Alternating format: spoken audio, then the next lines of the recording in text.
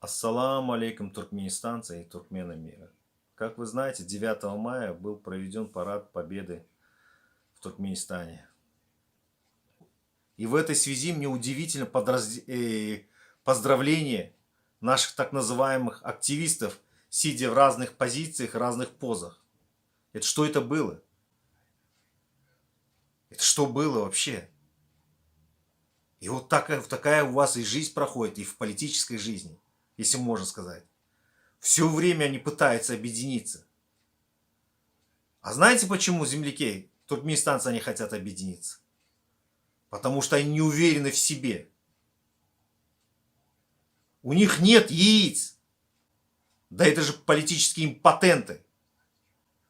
В американских политологических центрах было несколько конференций. На одном из них, кажется, в Carnegie Endowment for International Peace была конференция, где все присутствовали, эти наши оппозиционеры, так называемые, первого эшелона.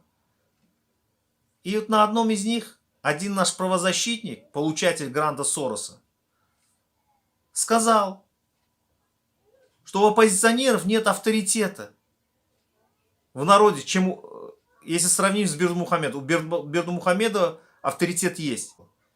И поверьте, ни один же из этих оппозиционеров не выступил против и не сказал свое оправдание что-то. Они промолчали и проглотили. Знаете почему? Потому что они все получают гранты. Ну, почти все, скажем. Получают гранты. Их специально отдергивают.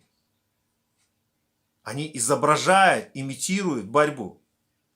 А на самом деле ничего не делают.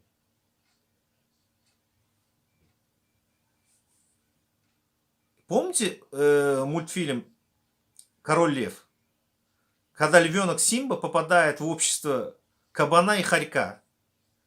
И те его отвлекают от природных инстинктов, заставляя кушать червей и этим наслаждаться. Вот такая у нас современная ситуация. У нас есть современный Симон и Пумба, которые вещают из YouTube и говорят, когда народ уже поспел, они задний ход дают и говорят, надо делать импичмент вот так, так. Вы безграмотные. По-другому я вас не могу назвать. Уважения к вам нет. Этим, так называемым активистам, не верьте.